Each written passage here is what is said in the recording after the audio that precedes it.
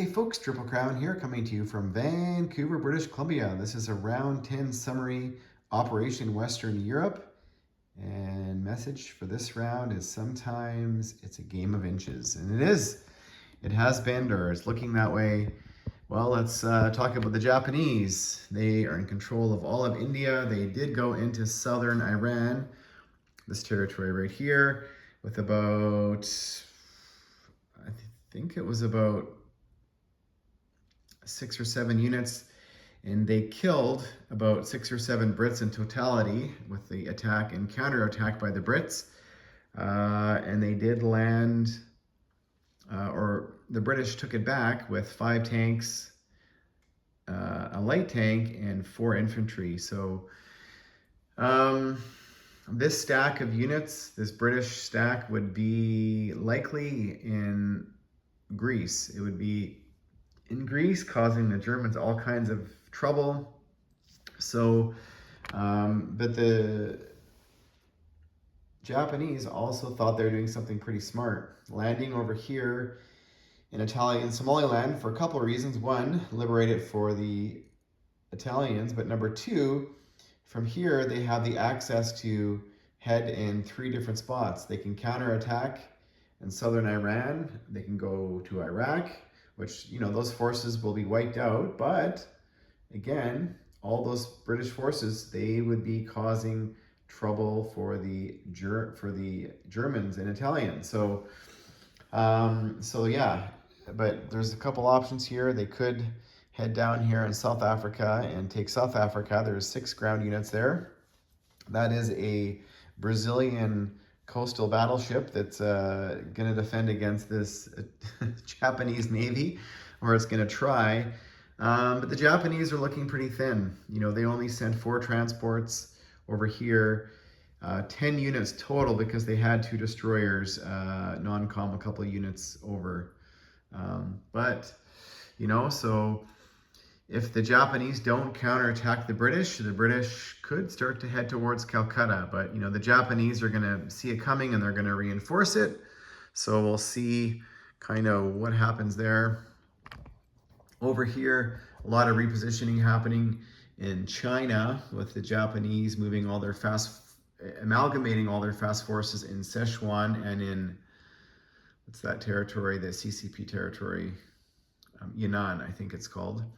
The British are playing defense in Urumqi, and there's one lone KMT sitting here protecting his last territory in Singhai that's worth $1. So they have $2 to spend, which they're probably not going to get a chance to use it. The Russians have evacuated from Novosibirsk for now.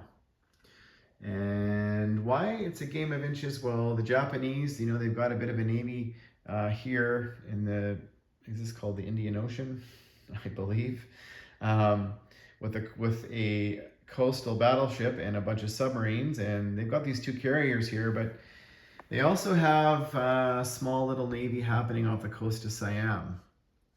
And you know, the Japanese, you know, if they had sent everything instead of going into the Middle East, they probably would be in a position next turn to take a run at these 40 units here.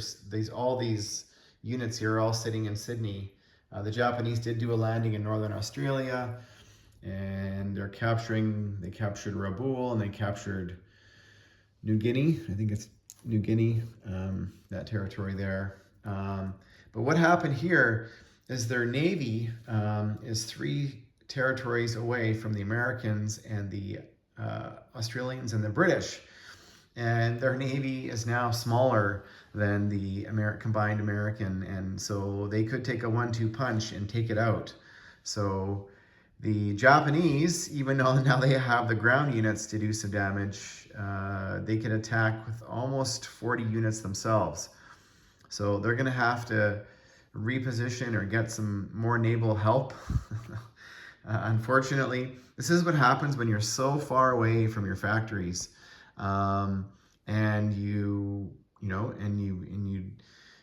when you want to do it, you're just too far away. And then, you know, at a time where you make a decision, which would these forces all be better off over here in Sydney. So hindsight, maybe that's 2020, but you know, I guarantee you the Russians would be on the doorstep of Warsaw and gobbling up and threatening the three minor ICs in southern Europe. So it's really hard to say. And round 10, the Americans are allowed. This is what's also a threat. Why the Americans are now a threat is they purchased two B-29s, which are the super heavy bomber. They roll 4 dice at 4. So definitely the Americans now outpunch the Japanese. How did that happen with the Americans only spending, $40 a turn in the Pacific? And that's because they're basically only buying Navy. The Japanese have been buying some, maybe not $40 worth or close to, but it's been heading, in other directions. And something else, the Japanese, because they're buying all these fast movers now, these light tanks, they're $6 for a light tank for the Japanese, they're expensive.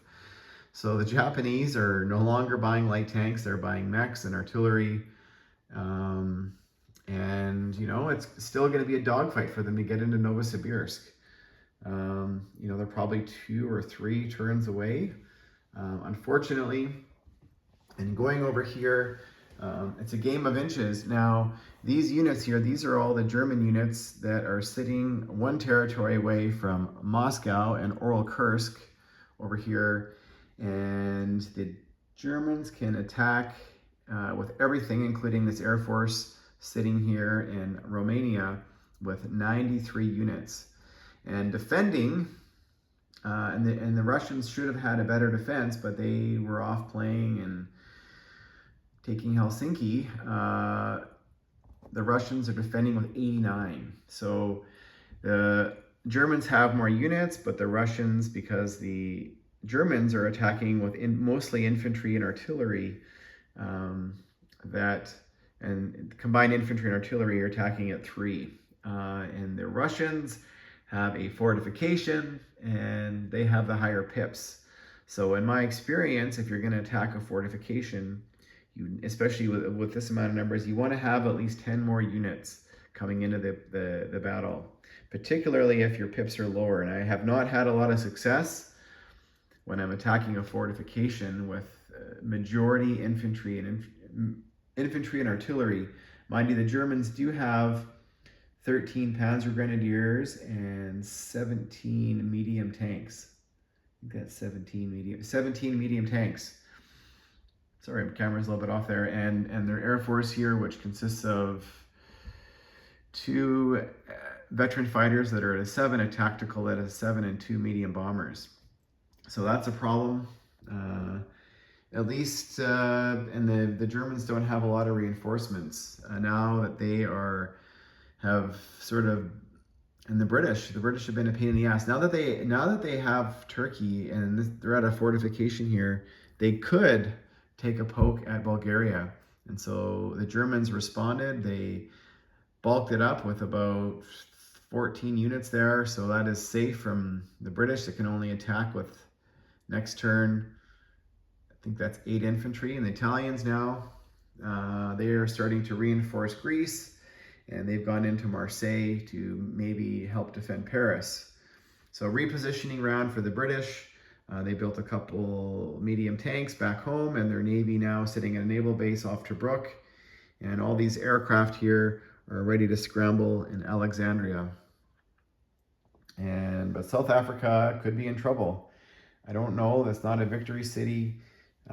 We'll see if the Japanese take a poke. I mean, all that would do would hurt. But I mean, at this point in the game, the South Africans are sending a couple an infantry a turn, or sometimes a tank up to help the British. So not a lot happening there. Over here, the battle in Western Europe, or I guess this would be the battle for Paris. Now the Americans currently have 17 tanks and about 30 infantry. So they're getting fairly close to wanting to attack the Germans, and the British are just too weak. They have mostly infantry, and I think they have about 4 tanks now, and they got their Air Force, but if they go first, if they attack Paris first, they would get wiped out because the Germans have more numbers and they are defending behind a fort. Now next turn, the Americans are bringing over another 8 tanks and 8 infantry and a tactical bomber. So that'll be interesting. Sometimes the dice are funny. So the 4 British or Italian submarines that were sitting over here in Sea Zone 35, well, they branched out into 4 different directions. And this one actually was in this territory here. So this Italian submarine killed 1 British destroyer, and the Italian submarine in Sea Zone 33 killed 2 American